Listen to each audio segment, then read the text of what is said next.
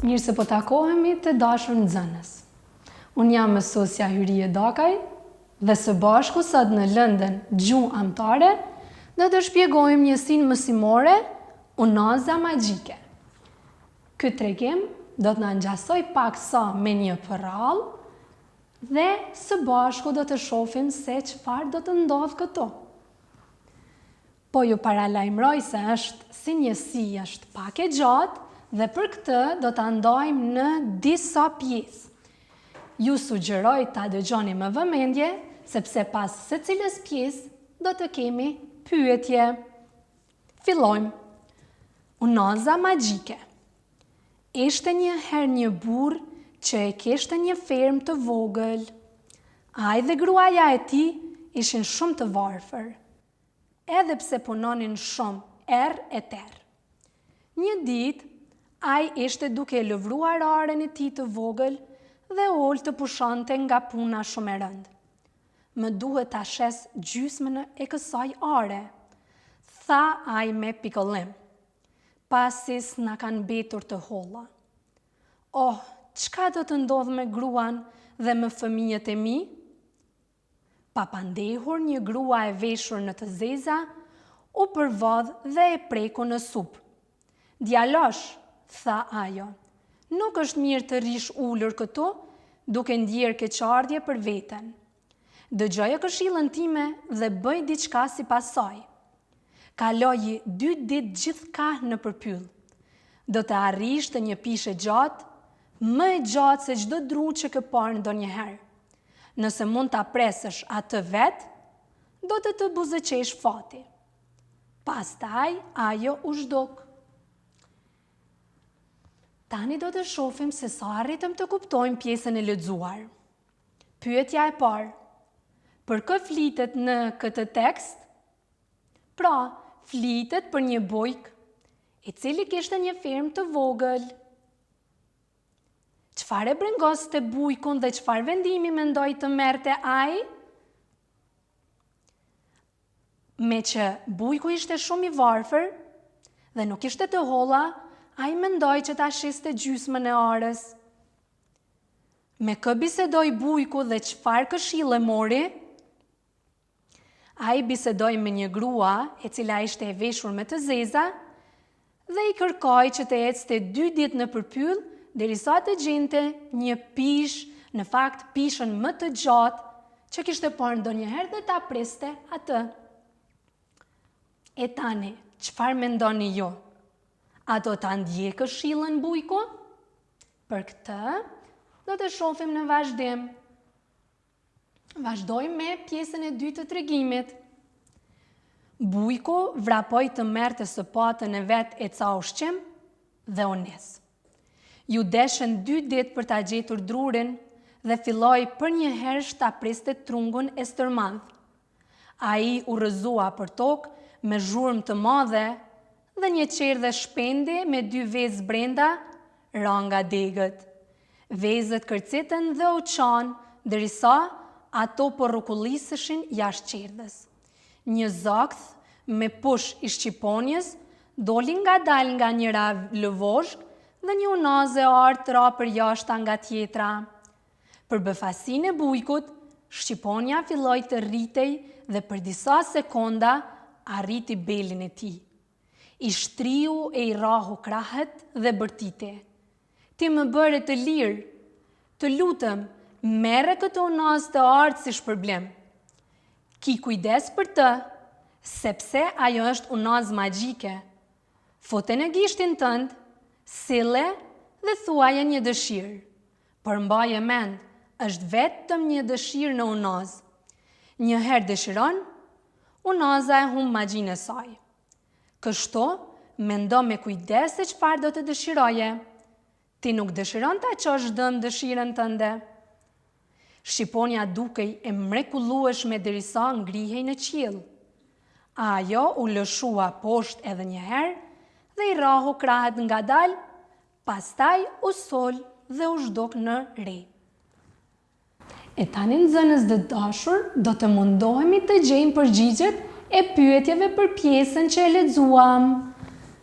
Pyetja e parë, çfarë ndodhi pasi bujku e preu trungun e madh? Trungu rrëzua me një zhurmë të madhe dhe një qerdhe shpendi me 2 vezë brenda ra nga degët. Çfarë i tha shqiponja bujkut dhe çfarë i dha? Shqiponja i tha bujkut se ti më bëre të lirë, prandaj merre këtë unazë magjike si shpërblim. Si duhej të përdorej unaza magjike sipas shqiponjes? Fillimisht duhej të futej në gisht, pastaj të sillej dhe të thoshe dëshiren. Ajo e paralajmëroi se unaza mund të përdorej vetëm për një dëshirë. Vazhdoj me pjesën tjetër dhe mund të shohim se çfarë apo kur do ta përdor bujku unazën magjike. Vazhdojmë. Bujku e mori unazën dhe eci tutje. Ishte tepër vonë për të kthyer në shtëpi atë natë. Prandaj vendosi të qëndronte në qytetin më të afërm. E pa një dyqan argjendi me shumë unaza të arta. Prandaj hyri aty. Sa do të thoshe se vlen unaza ime? Pyeti ai. Vetëm disa monedha ari, ju përgjigj argjendari. Ajo vlen shumë më tepër për mua, qeshi bujku. Është një unazë magjike dhe ajo vlen më shumë se të gjitha unazat që ke këto. Shitësi ishte një hor dinak. Pse nuk po e kalon natën këtu në dhomën time të lirë? Tha ai. Mirë po tamam sa bujkun e zuri gjumi, argjendari u përvodh në dhomë, e mori unazën magjike dhe ja la një unazë tjetër të artë në vend të saj. Argjendari dëshiroi ta heqte qafe shpejt bujkun, prandaj të nesërmën herët në mëngjes e tuntit të zgjohej. Do të ishte më mirë të zgjohesh tash, pasi ke një rrugë të gjatë të shkosh në shtëpi.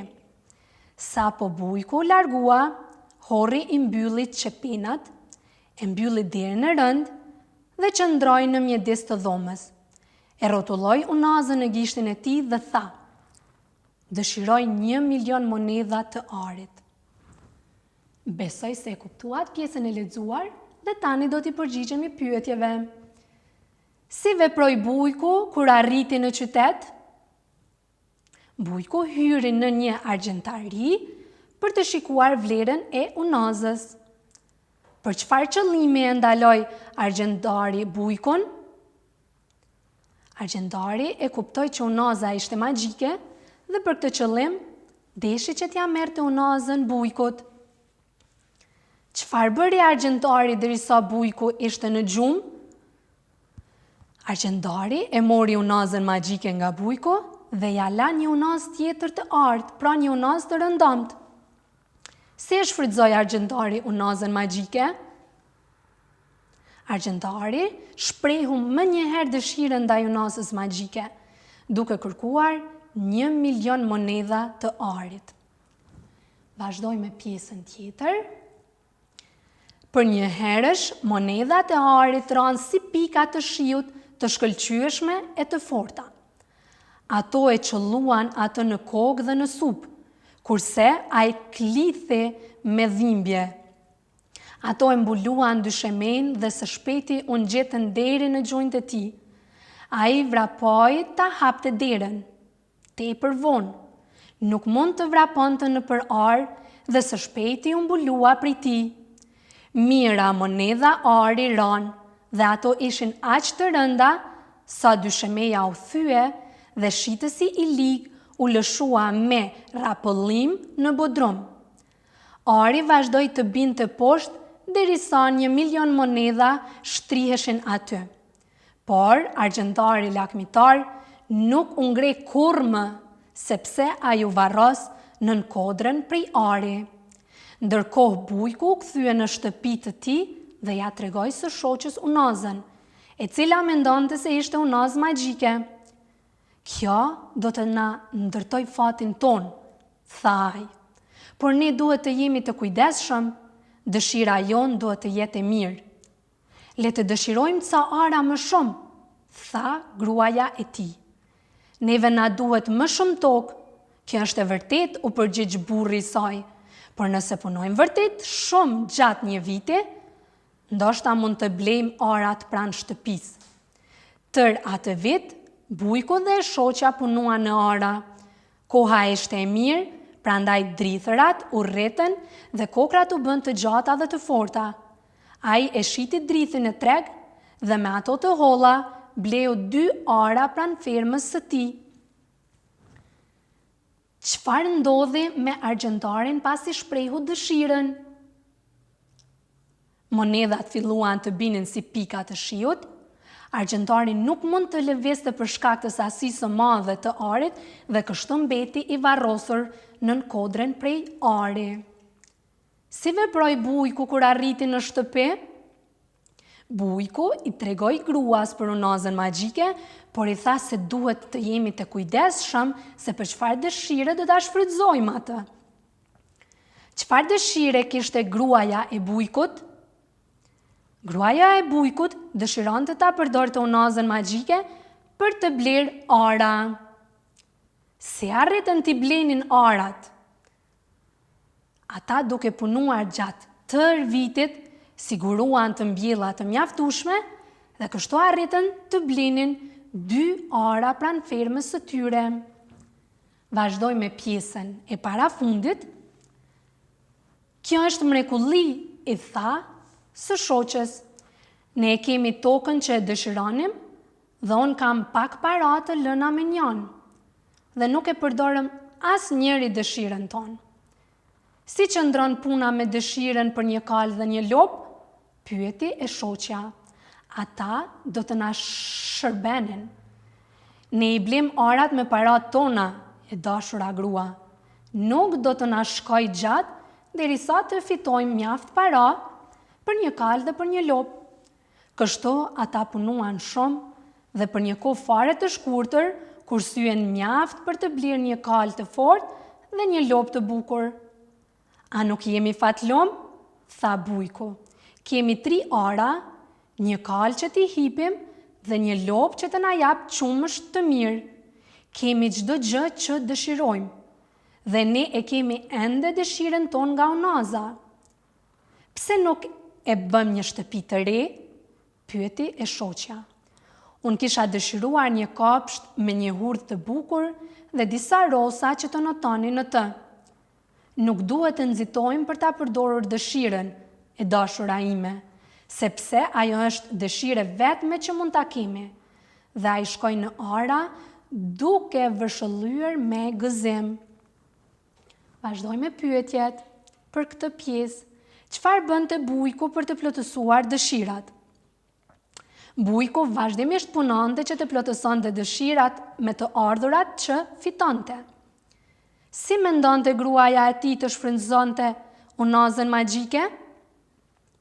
Gruaja e tij dëshironte të shfrytëzonte unazën për të pasur një shtëpi të re, por Bujku thoshte që të mos nxitoheshin. Vazhdoj me pjesën e fundit. E shoqja merrte vrapin drejt tij sa herë që ai dëshironte ta shprehte një dëshirë, por ai disi nuk deshi kur të dëshironte të njëjtat gjëra. Një ditë ajo i tha atij: "Është gazmore të dëgjoj duke kënduar në ara. Je mësuar të hungërosh dhe të punosh shumë kur ishim të varfër. Pse nuk po pushon?" Nuk të duhet puna. Mund të dëshirosh një firmë të madhe, mund të bëhesh mbret, mund të mbushësh hambaret me arë, mund të fitosh çdo gjë në këtë unaz, por mendoj se nuk po mund të vendosësh. Unë dëshiroj që ti të mos mendoje aq shumë për unazën, ju përgjigj burri i saj. Unë jam ende i ri e i fuqishëm dhe dëshiroj të punoj në arat tona. Ne rrisim drithra të mbara, ne kemi shumë ushqim, fëmijët tanë janë të lumtur dhe kemi lënë me njanë edhe ca para. Është më mirë ta ruajmë unazën magjike derisa vërtet do t'ja kemi nevojën. Shumë mirë, o burr, tha ajo. Njësoj unë nuk mund të ndihmoj duke pyetur vetëm se çka të dëshiroj. Bashkëshortët nuk u treguan fëmijëve të vet për unazën, por her pas here mahniteshin për të me njëri tjetrin. Dhe kështu, Bujku dhe gruaja e tij e kaluan shumë të lumtur pjesën tjetër të jetës. Ata ishin shpesh të joshur për ta përdorur unazën, por kur nuk e përdorën. Prandaj, nuk e zbuluan kur se ajo ishte një unazë fare e rëndomt. Përse nuk dëshiron të Bujku që ta përdorte unazën magjike? Bujku nuk dëshiron të ta përdorte unazën magjike, pasi ishte i fortë dhe mund të punonte ende. A e përdorën Bujku dhe gruaja e tij unazën magjike? Bujku dhe gruaja e tij nuk e përdorën unazën magjike kurrë, por gjithmonë punonin për t'i plotësuar dëshirat e tyre. Do të shohim edhe fjalorthin, pra fjalët të cilat janë të panjohura. Erreter do thot nga agimi në mbrëmje, kur pa pushuar. Har, njeri i poshtër. Qepin, ka pak prej druri apo prej llamarine që shërben për të mbyllur nga jashtë dritaret e dyqanit. E tani do të bisedojmë më shumë rreth këtij teksti. Në këtë tregim për radhë, personazh kryesor është burri, që u bë rastësisht pronari i unazës magjike, të cilën më vonë ja vodhi argjentari. Fal dashurisë që kishte ndaj punës dhe mirësisë shpirtërore, nuk e provoi fare fuqinë magjike të unazës së ndërruar.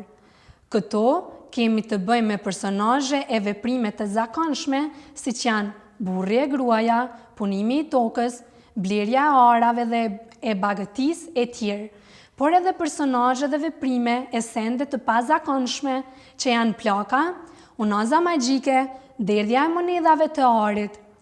Ky gërshëtim i së zakonshmes me të pazakondshmen, reales me fantastikën, është veçuria kryesore e krijimeve të këtij lloji letrar. Pasi që ta lexoni edhe disa herë këtë tregim, besoj se do të jeni në gjendje të përgjigjeni pyetjeve të dhëna në fund të këtij tregimi, konkretisht në faqe 156. Faleminderit për vëmendje dhe bashkëmirupafshim.